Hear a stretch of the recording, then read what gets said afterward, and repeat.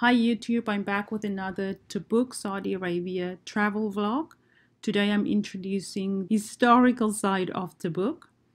We are traveling to the Midian region, which holds historical towns such as Albata, Magna, and Rashek Hamid, which we all touring today.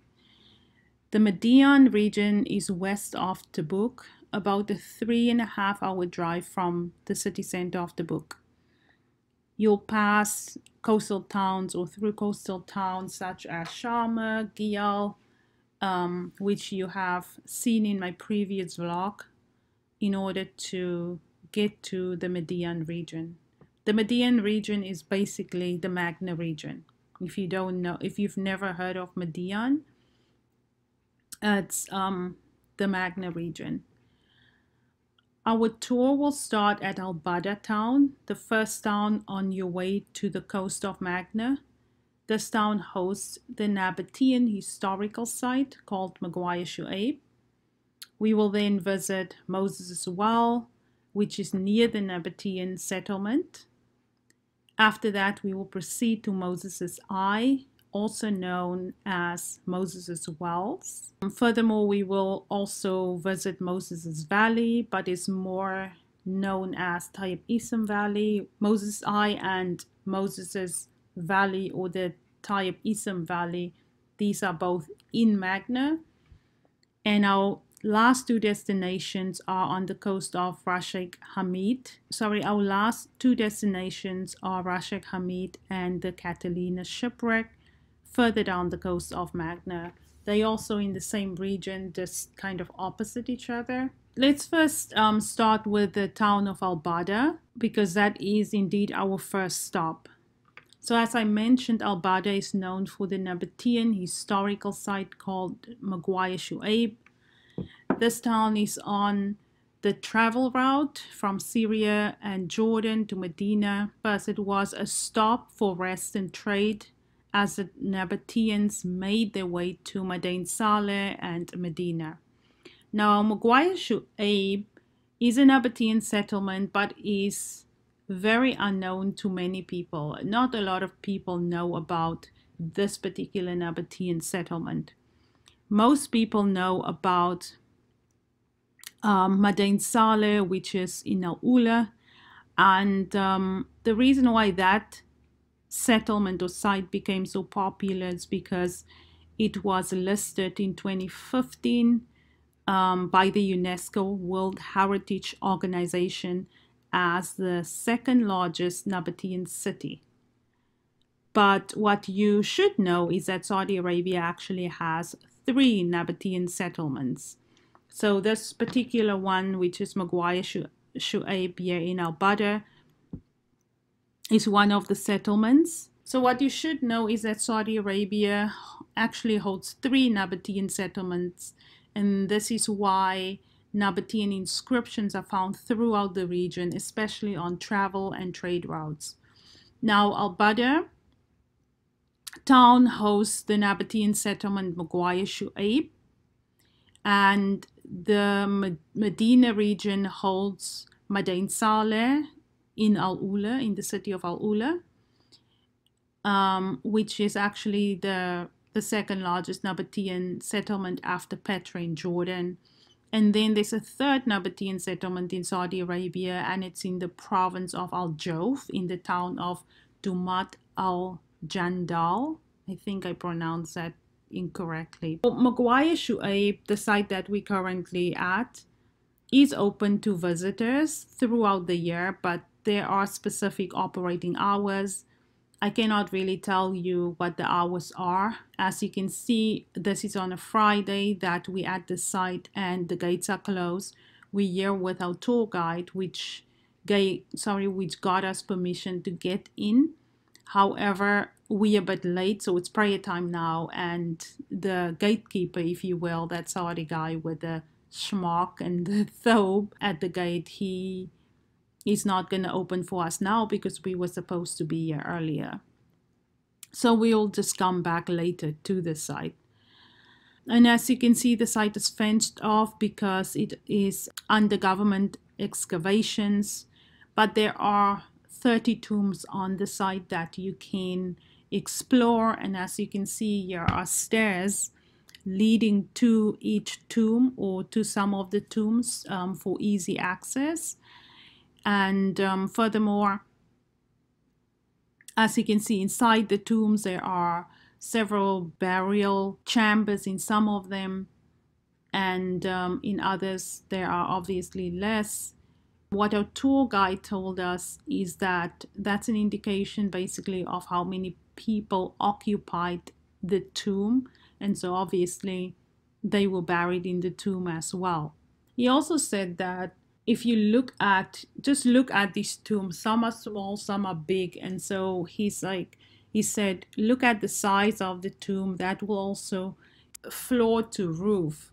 Some are really high when you're inside and you can actually stand upright, whereas in others you really have to bend over because it's so low. That is an indication of the wealth of the people who lived in those tombs. So they had money to pay others to carve out bigger dwellings for them, which makes sense. Isn't just that how the world goes? Well, I have money, so I can live in a mansion. That was the same sentiment there. First of all, it was said that another civilization lived here. So until the French archaeologists actually explored the site and they actually found proof, such as coins, probably what the Nabateans used, and that's and more. Not just that, obviously not just coins, but that's how they identified it's actually Nabateans that lived there. But if you really look at these tombs, the outside of the tombs or the way it was carved, the architecture of these tombs are typical Nabatean architecture. If you've ever been in Petra or if you've been in Madain Saleh, it is very, very similarly carved out. And so that also is a very fair call to say that it's actually Nabateans that lived here. If you look at how the outside of the tombs are decorated, it is monumental facades, which is also typical Nabatean style. So all of those things is an indication or is an identification of Nabatean culture. After that, we went to Moses' well, and the clip is actually really clear. The wind did not blow out our audio there. The tour guide is guiding us through the site where Moses' well was. This is a big well. This is not a small well. And there's some other, like a pottery factory that he said was there, and some other things. Like, I don't really know what it was used for, but the reason why it took us there, because that's the big well of Moses, and that's also open to the public. You can go there anytime. It's fenced off, but the gate was open when we got there. It doesn't seem like you need a permit.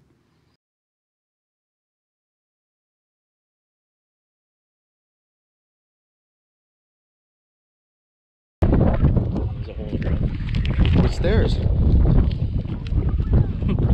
ladies and gentlemen, these big holes are Ottoman, okay? They are, okay, there is 3, okay? Another 2, okay, like this hole, okay? But they're still under discovering, okay? They used to be feeded the water from underground channel to fill these, okay? And they were this for the purpose of also the people going through the route, okay, to come here to get water, you know, from these big holes. Now we will go and see the big well, okay? And there is also a pottery factory was next to it, okay? And there was an old pottery and an old castle, okay? The old castle, which the one at the corner, okay? The pottery factory, which this building at the middle, and there is the well.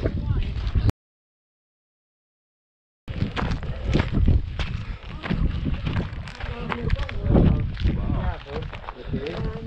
See the ladder, okay? And the well, It's in the middle of Not the... so close. Very big well, okay? Yeah, very deep. And very Rather than deep. big, yeah. Now, some scientists, they say maybe could be Moses' well. Look, Moses? Well, Wow. okay? But according to the books of the tourism ministry, they call it Bir As-Sa'idani well. Look at the As-Sa'idani, stairs. which is a good man, okay? That he was helping people. What about Moses was good too. Musa was good too, Yeah. but originally I think it's Musa as well, you know. But later on, this is the Sa'idani. As-Sa'idani is one of the late people, you know. Yeah, okay. Not very far, okay. Moses Where he was taking care of the well, maybe, and this is why the name came on it, you know. As-Sa'idani well. As-Sa'idani well. Yeah. So why is it called Moses as well? Moses, because this is it's originally the Moses well. Where did he come from Moses? to this well? Did he come from Egypt? Yes, Yes. he was an Exodus. When he came from Egypt, Yeah. exactly. Some extra information about Moses and the area to better understand the story. So what was said is that when Moses arrived at the well, he met two girls who were collecting water from the well. And these girls were the daughters of Prophet Shu'ayb. And they actually told their father about meeting Moses and that he helped them. Eventually, when Prophet Shu'ayb met Moses, he offered one of his daughters to Moses to marry him. And then Moses lived in the region of Midian for 10 years before he returned to Egypt to free the people. Rubble there, I guess it's supposed to be the old castle.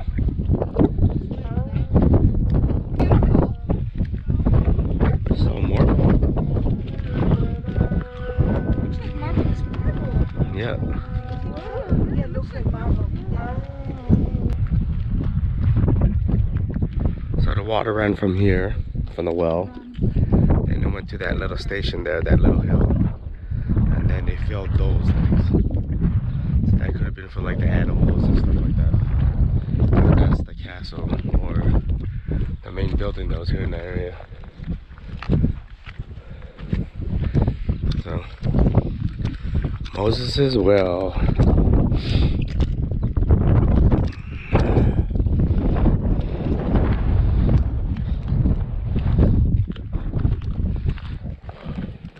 Okay, let's walk down, see the castle, the mud castle. Yeah, you gotta roll up your dress. Just tie it in the middle like they do when they play football. Do they? Yeah, they pull it up and tie it in the middle Okay. so they can go and run. Old pieces of pottery. I don't know how old this is. I think it's kind of new though.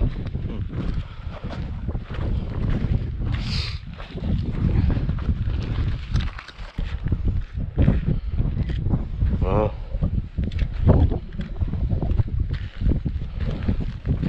So you said they had a pottery factory here? Yes, there was a pottery factory. Now they say it's the one in the building in the When was middle. that? When was that? In the middle. 19th century, 20th century. So what did you say about this place?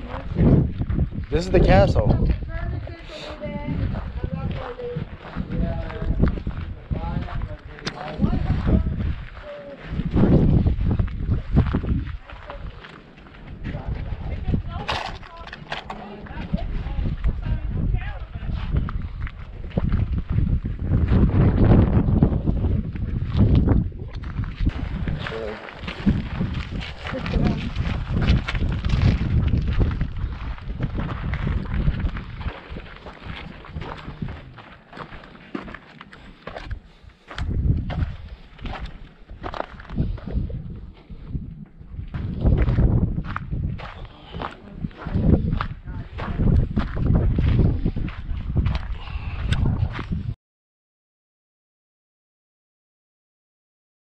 After that, we went to visit Moses' 12 eyes, which is also called Moses' wells, plural. So this is a really tranquil area featuring a small palm tree grove and a small stream of running water, which is called Moses' Wells or Moses' 12 Eyes. And this is located in Magna. In Magna, and like I said, Magna is also part of the Midian region. Today, this well is very famous as Moses' 12 Eyes, and it holds much biblical history.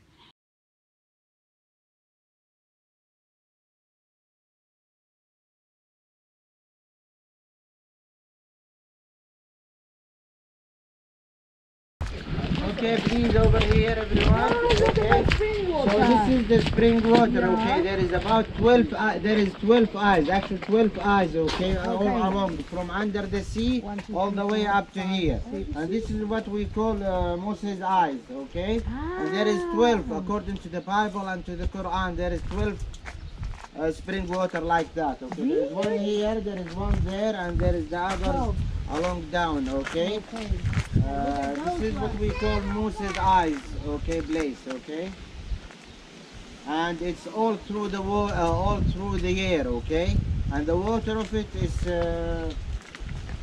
It's good for drinking. A lot of the Westerners sometimes when I bring the Christian people, they empty the bottle of water and they take water from here because they consider it like a holy water, you know. This is coming from the ground.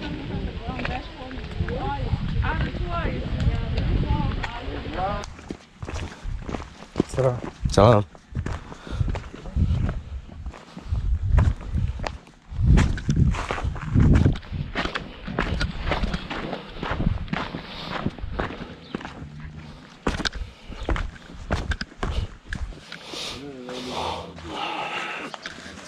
Now, if you look at this clip, as you can see in this clip, there are tiny little holes in the ground and water emerges to the land surface due to pressure and gravity, if you really understand a little bit of the science of water. And these tiny little holes are what resembles or represents the eyes of Moses or the wells of Moses. And they are believed to be 12 of these little tiny wells around this whole area. So wherever you see an eye, that is counted as a little well. And we counted, I don't know how many my husband counted, but I heard like one of the other tour mates, Luci, she counted, she got to 5. Yeah. So the wells, as you can see here, the wells are actually located on a hill, which gives a clear viewpoint of those exquisite mountains of Mount Sinai in Egypt, which you can see in these pictures. And furthermore, if you look in the following pictures, down the hill from the well, there used to be, or there's probably still a little palm tree grove, and the water from this well actually runs towards that grove. But it seems like there was a fire because the tree seems very blackened from where I stand.